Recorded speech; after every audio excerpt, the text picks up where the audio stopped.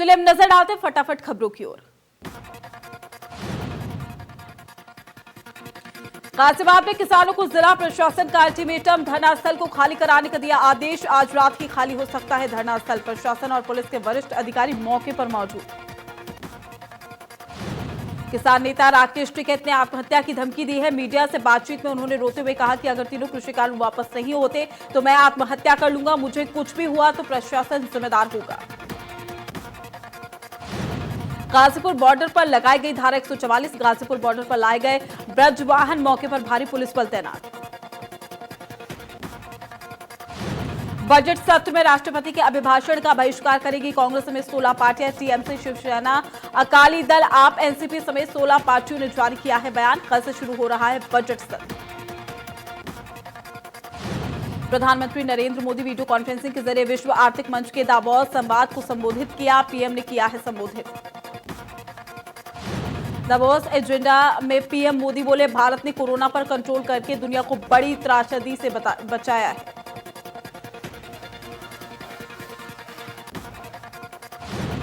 दिल्ली के करियप्पा ग्राउंड में एनसीसी के कार्यक्रम में पीएम मोदी ने शिरकत की है। रैली में पीएम नरेंद्र मोदी को गार्ड ऑफ ऑनर भी दिया गया है। एनसीसी की रैली में पीएम मोदी ने एनसीसी कैडेट्स की परेड का निरीक्षण भी किया। मार्च पास्ट की सलामी ली।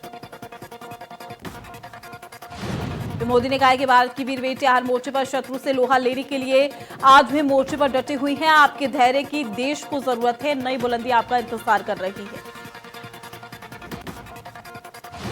लखनऊ में यूपी सरकार का बड़ा फैसला, व्यापारियों को बड़ी राहत देने का ऐलान। लॉकडाउन के दर्ज केस को वापस लेगी सरकार। कैबिनेट गन्ना मंत्री सुरेश राणा ने शामली में जिला क्षय रोग अस्पताल का शुभारंभ कर मुख्यमंत्री का आभार व्यक्त करते हुए इस दौरान उन्होंने कहा है कि सीएम योगी जनहित योजनाओं को लेकर प्राथमिकता के आधार पर काम किया जा रहा है। मेरठ में बीजेपी नेता पंकज लोधी के बिगड़े बोल। बीजेपी नेता ने अधिकारियों को दी है धमकी। अधिकारी तुम्हारी तरफ उठाए आंख तो हम आंख निकालेंगे, अगर कोई हाथ उठाएगा तो हाथ को भी तोड़ दूंगा।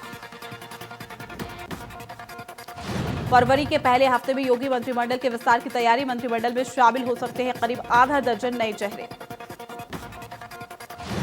प्रदेश अध्यक्ष स्वतंत्र देव सिंह कल दिल्ली में केंद्रीय नेताओं से करेंगे मुलाकात। मंत्रिमंडल के नए चेहरों के नाम पर लग सकती है मोहर। सिद्धपीठ मां शंकुभरी देवी मंदिर पहुंचे बीजेपी प्रदेश अध्यक्ष स्वतंत्र देव सिंह। प्रसाद चढ़ाकर माता शंकुभरी देवी के दर्शन कर आशीर्वाद लिया है। कहा, मां शंकुभरी के आशीर्वाद से ही पीएम मोदी और सीएम योगी कर रहे जनता की सेवा। पंचायत चुनाव के लिए बीजेपी चलाएगी अभियान। हर ग्राम पंचायत में 28 जनवरी से 23 फरवरी तक होगी चौपाल। मोदी और योगी सरकार की उपलब्धियों को चौपाल में बताया जाएगा। पार्टी के संगठनात्मक 1600 मंडलों में होगी बैठक। यूपी सरकार ने हाई सिक्योरिटी नंबर प्लेट को लेकर परिवहन आयुक्त को जारी किया है निर्देश। 15 जुलाई 2022 तक सभी वाहनों पर हाई सिक्योरिटी प्लेट है अनिवार्य। केजरीवाल का ऐलान। यूपी, उत्तराखंड, पंजाब, गोवा, गुजरात और हिमाचल में आम आदमी पार्टी लड़ेगी चुनाव।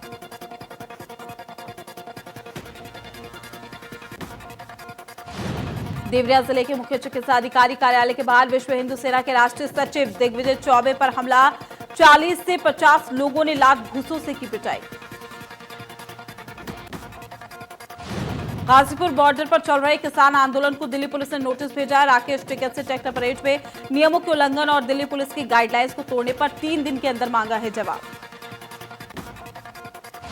मुजफ्फरनगर में किसान आंदोलन के चलते जनपद के हालात जनपद के थानों पर भारतीय किसान यूनियन का शांतिपूर्वक धरना प्रदर्शन। गाजीपुर से किसानों को जबरन हटाने की स्थिति में मुजफ्फरनगर में हो सकता है बड़ा आंदोलन। दिल्ली में लाल किला 31 जनवरी तक पब्लिक के लिए बंद रहेगा। लाल किला और जामा मस्जिद, मेट्रो स्टेशन के एंट्री और एग्जिट गेट भी बंद रहेंगे। कांग्रेस के वरिष्ठ नेता प्रमोद तिवारी ने दिल्ली हिंसा को लेकर निंदा की है। कहा है कि अगर लाल किला लीज पर नहीं दिया गया होता तो उसकी सुरक्षा आर्मी कर रही होती। प्रमोद तिवारी ने कहा, मैंने इस मामले पर राज्यसभा में सवाल खड़े किए थे, मेरी बात सरकार ने नहीं सुनी, जिसका नतीजा देखने को मिला। गाजीपुर बॉर्डर पर धनास्थल की बिजली काटी गई है। बिजली कटने से किसानों को हुई है दिक्कत। नोएडा के जिला बॉर्डर से किसानों को हटाकर खोला गया है रास्ता। 58 दिनों से नोएडा से दिल्ली जाने वाला रास्ता था बंद। नोएडा में किसानों का दलित प्रेरणा स्थल चल रहा धरना खत्म हो गया है। भारतीय किसान यूनियन लोक शक्ति राष्ट्रीय अध्यक्ष मास्टर शिवराज सिंह ने बताया कि देर रात पुलिस ने आला अधिकारी वहां पर आए। उन्होंने मौजूदा स्थिति से अवगत कराया, जिसके बाद धरना प्रदर्शन को खत्म करने के निर्देश दिए गए। दिल्ली में किसान ट्रैक्टर परेड में बवाल के बाद बागपत में पुलिस ने बड़ी कार्रवाई की है। दिल्ली सहारनपुर हाईवे पर चल रहे धरने पर पुलिस ने किसानों को लाठियां भांजकर खदेड़ा है। धरनास्थल से पुलिस ने टेंट भी उखाड़कर यातायात का संचालन कराया। पुलिस ने किसानों के साथ धक्का मुक्की की वीडियो सोशल मीडिया पर भी हुआ वायरल। इस दौरान जेसीबी से हाईवे पर लगे अवरोध हटाए गए हैं। पुलिस प्रशासनिक अधिकारी और भारी संख्या में पुलिस बल भी तैनात रहा। बिजनौर में ट्रैक्टर रैली निकालने पर पुलिस ने सपा जिलाध्यक्ष राशिद हुसैन, नगर पालिका चेयरमैन पति शमशाद अंसारी समेत 10 नामजद और 200 अज्ञात लोगों के खिलाफ संगीन धाराओं में केस दर्ज किया है। बिजनौर और नगीना थाना पुलिस ने रात भर के सपा नेताओं के ठिकानों पर छापेमारी की है। 4 सपा नेताओं को पुलिस ने किया है गिरफ्तार। मुजफ्फरनगर में धरनास्थल पर लाइट काटने से किसान नाराज है। बड़ौत में धरने पर सोए किसानों पर लाठीचार्ज भी किया गया। प्रदर्शन के ऐलान के बाद पुलिस हुई है अलर्ट। जनपद के थानों के मुख्य द्वार पर बैरिकेडिंग लगाई गई है। थानों पर भारी पुलिस बल तैनात। शामली में लाल किले पर किसानों के हंगामे के बाद हाई अलर्ट। थानों के सामने लगाई गई है बैरिकेडिंग।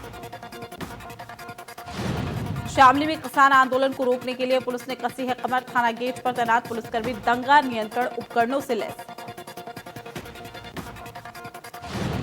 मुरादाबाद में किसान को बेरहमी से पीटने का मामला सामने आया है। समझौता कर दबाव बनाने का दरोगा पर आरोप लगा है। मामले में पीड़ित ने एसएसपी से की है शिकायत।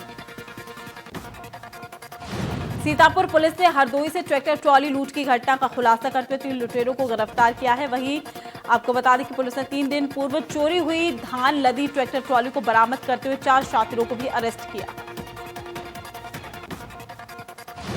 उन्नाव के माखे थाना इलाके में मासूम का शव खेत में मिलने से हड़कंप मच गया है। बच्चे के गला रस्सी के साथ उसके स्वेटर से कसा गया था। उसके चेहरे पर खरोच के निशान होने से उसके साथ दुष्कर्म किए जाने की आशंका जाहिर की जा रही है।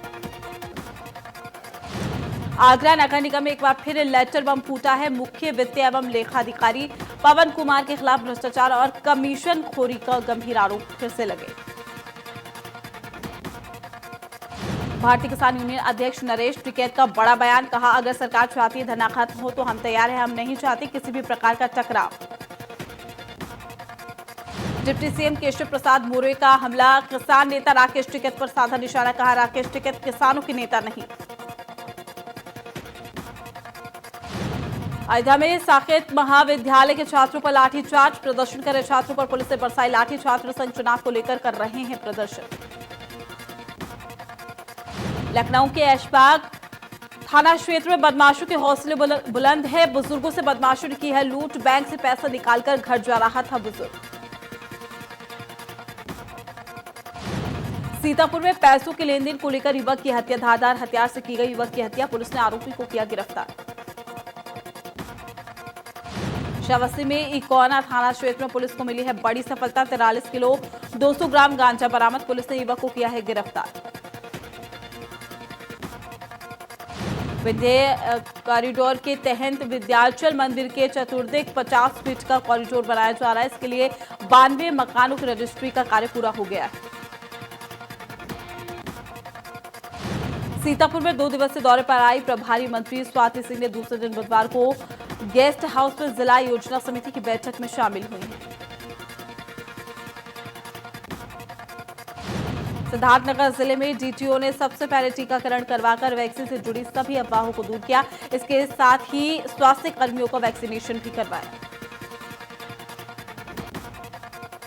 बलरामपुर में अंतर्राष्ट्रीय चरस तस्कर गिरोह के 2 सदस्य गिरफ्तार। तस्करों के पास से 3 किलो 800 ग्राम नेपाली चरस भी बरामद की गई। गिरफ्तार तस्करों में एक महिला भी शामिल। लखनऊ में पुलिस कमिश्नर ने गोसाईगंज और सुशांत गोल्फ सिटी थाने का निरीक्षण किया है। लंबित पड़े मामलों के निस्तारण करने के निर्देश भी दिए। पुलिस की कार्यशैली से परेशान प्रधान पति ने ग्रामीणों के साथ थाने का किया है घेराव। पति पत्नी के विवाद में पुलिस की ज्यादती का शिकार हुए प्रधान पति के वृद्ध पिता के सदमे से हुई थी मौत। कानपुर में कल्याणपुर थाना क्षेत्र के चर्च में दूर दूर से आए लोगों को रुपयों का लालच देकर धर्म परिवर्तन किया जा रहा है। धर्म परिवर्तन की सूचना पर बजरंग दल के सैकड़ों कार्यकर्ता और स्थानीय लोगों ने मिलकर चर्च के बाहर हंगामा किया। हंगामे की सूचना पर कल्याणपुर सीओ थानाध्यक्ष भारी पुलिस बल के साथ मौके पर पहुंच गए। हंगामा कर रहे लोगों को शांत कराया गया। यूपी रोडवेज की बस में लगी आग, कार्यशाला में लगी बस में आग लगने से मची अफरा तफरी। कड़ी मशक्कत के बाद आग पर पाया गया काबू। कानपुर देहात के मूसा नगर थाना क्षेत्र में कब्रिस्तान की जगह पर कब्जे को लेकर गुलफार नाम के व्यक्ति ने अपनी पत्नी और बच्चों के साथ किया आत्मदाह का प्रयास। पीड़ित का आरोप, नहीं मिल रहा न्याय।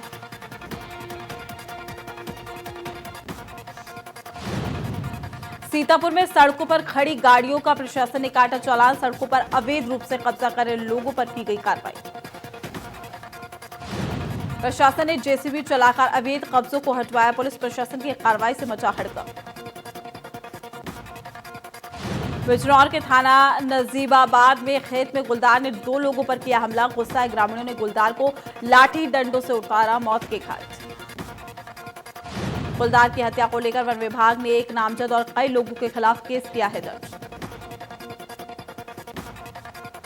कासगंज में बेटी के साथ छेड़छाड़ करने का मां ने विरोध किया है। दबंगों ने मां को घर में घुसकर बेरहमी से पीटा। बुलंदशहर के खुर्जा इलाके में रोडवेज ने टेम्पो को मारी टक्कर। हादसे में एक की मौत, 2 गंभीर रूप से घायल। हाथरस की सासनी कोतवाली क्षेत्र में आगरा से हरिद्वार जा रही रोडवेज बस की ट्रक से टक्कर हो गई। हादसे में बस चालक समेत कई यात्री घायल हो गए। कानपुर के नौबस्ता इलाके में तेज रफ्तार कार अनियंत्रित होकर मकान में घुसी है। शराबी ड्राइवर कार छोड़कर मौके से फरार हो गया। कानपुर के मूसानगर थाना क्षेत्र में पीड़ित परिवार ने आत्मदाह करने की कोशिश की है। पति पत्नी समेत मासूम झुलसे। पीड़ित परिवार ने भूमाफियाओं की कई बार जेल से शिकायत की है। भूमाफिया जमीन पर कर रहे अवैध निर्माण। शिकायत के बाद भी नहीं हुई कार्रवाई। गोंडा में 1 दर्जन चोरों ने ज्वेलर्स की दुकान का शटर तोड़कर चोरी की वारदात को अंजाम दिया है। दुकान में रखी 10 किलो चांदी और 100 ग्राम सोना नकदी लेकर फरार हो गए। गाजियाबाद की टीला मोड़ इलाके में ट्रेन स्नैचिंग की वारदात सीसीटीवी में कैद हो गई। बदमाश मौके से ट्रेन छीनकर फरार हो गए। लखनऊ के पीजीआई थाना क्षेत्र में असलहे के दम पर मेडिकल स्टोर संचालक से लूट की गई। कानपुर के कल्याणपुर थाना क्षेत्र में पैसों के लेन देन को लेकर दबंगों ने शराब ठेके पर पथराव किया है। आगरा में बाइक सवार 2 लोगों को बस ने रौंदा। कोहरे के चलते हुआ सड़क हादसा। बुलंदशहर के कोतवाली नगर क्षेत्र में फॉर्म के गोदाम में अचानक से भीषण आग लगी। स्थानीय लोगों ने फायर ब्रिगेड को सूचना दी। सूचना के बाद मौके पर पहुंची फायर ब्रिगेड ने कड़ी मशक्कत के बाद आग पर काबू पाया।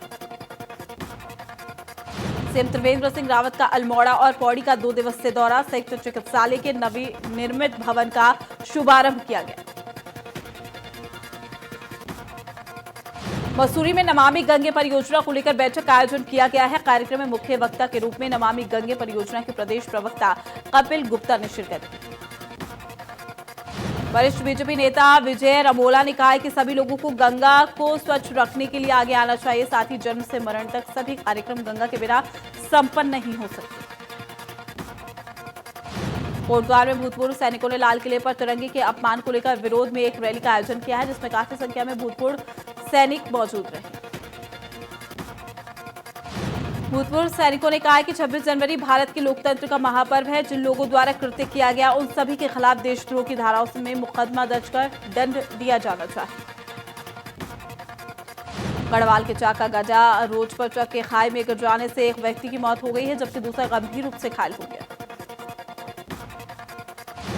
अंडर 22 में पैरालंपिक व्हीलचेयर बास्केटबॉल में इंडिया टीम का प्रतिनिधित्व कर चुकी पैरालंपिक खिलाड़ी साक्षी चौहान अब अंतर्राष्ट्रीय पैरालंपिक खेल सकेंगी। मसूरी विधायक गणेश जोशी ने साक्षी चौहान को स्पोर्ट्स व्हीलचेयर प्रदान की है। गणेश जोशी ने कहा कि साक्षी जैसे प्रतिभावान बच्चे दिव्यांगता की वजह से पीछे ना रहे। जोशी ने कहा कि साक्षी राष्ट्रीय स्तर की बास्केटबॉल खिलाड़ी है, लेकिन अत्याधुनिक स्पोर्ट्स व्हीलचेयर की कमी के चलते उनकी तैयारियां विश्व स्तर की नहीं हो पा रही थी। उन्होंने हंस फाउंडेशन के सहयोग से साक्षी को तकरीबन 3,30,000 की कीमत वाली स्पोर्ट्स व्हीलचेयर को दिया है। साक्षी चौहान ने विधायक गणेश जोशी का आभार जाहिर किया। साक्षी ने इंडियन सीनियर टीम से खेलने की इच्छा भी जाहिर की।